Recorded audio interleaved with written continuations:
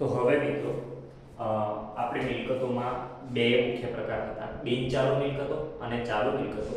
તો ચાલુ મિલકતોની થિયરી અહીંયા લખી છે કે જે મિલકતો 1 વર્ષ કરતાં ઓછા સમયગાળા માટેની હોય તેને ચાલુ મિલકતો કહેવામાં આવે છે.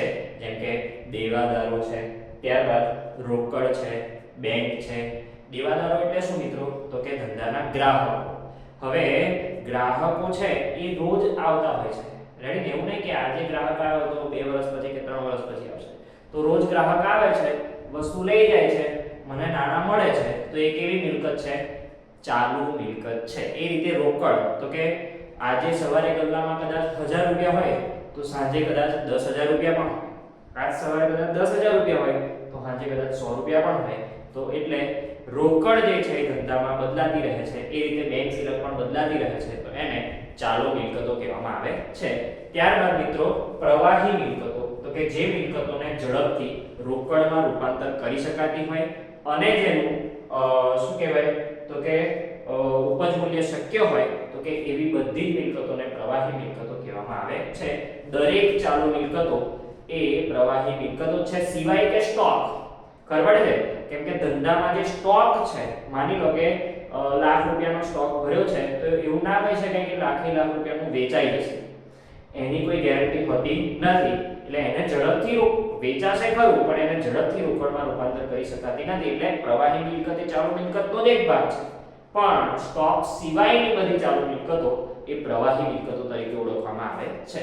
ત્યારબાદ મિત્રો છે અહીંયા અવાસ્તવિક મિલકતો. ખાસ ધ્યાન, તો કે જે ખર્ચનો લાભ ધંધાને 1 વર્ષ કરતાં વધારે સમયગાળા માટે મળવાનો હોય તો તેવા ખર્ચને અવાસ્તવિક મિલકતો કહેવામાં આવે છે. આ મિલકતોને અમુક વર્ષે અથવા તો દર વર્ષે માંડી પાડવામાં આવે છે, જેને પ્રસારિત મહેસૂલી ખર્ચ કે મુલતવી રાખેલ ખર્ચ તરીકે પણ ઓળખવામાં આવે છે. અને એમાં છે પ્રાથમિક ખર્ચા. ખાસ ધ્યાન, ધંધો શરૂ કરતી વખતે જે ખર્ચા કરવામાં આવે છે, માની લો કે ઉદ્ઘાટન કર્યું અને એમાં બધાને આઈસ્ક્રીમ ખવડાવી, નાસ્તો કરાયો, ચા પાણી, તો એ બધું શું છે? પ્રાથમિક ખર્ચા છે, મિલકત છે. રેડી? પણ શું કહેવાય તો કે એ જે ખર્ચ કર્યો છે એનો લાભ ધંધાને આગળ થવાનો છે. ત્યારબાદ જાહેરાત ઝુંબેશ ખર્ચ. ખાસ ધ્યાન મિત્રો, તો કે મારો ધંધો ચાલતો હોય, માની લો કે સાબુની ફેક્ટરી છે અને એ સાબુને લઈને મેં કોઈક એક્ટર્સને અથવા તો હિરોઈનને જે છે એ મેં એડવર્ટાઇઝ માટે બોલાયા છે અને એ એક્ટર્સને મેં 10 લાખ રૂપિયા આપ્યા છે. રેડી ને? તો સાબુના વેચાણ વધે એટલા માટે, એડવર્ટાઇઝ માટે.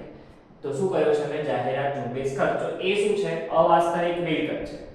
તો અત્યારે મને એનો લાભ નથી થવાનો, પણ લોકો એડવર્ટાઇઝ જોશે ત્યારે મારો સાબુ ખરીદશે અને પછી મને લાભ થશે. તો એ પણ શું છે? મારી મિલકત છે. લાભ થાય પણ ખરો અને લાભ કદાચ ના પણ થાય.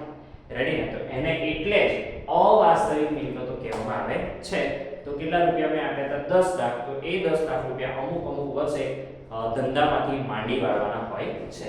ત્યારબાદ સંશોધન ખર્ચ, કોઈ નવું સંશોધન કરવાનું હોય એની પાછળ જે ખર્ચો થાય એ ખર્ચ.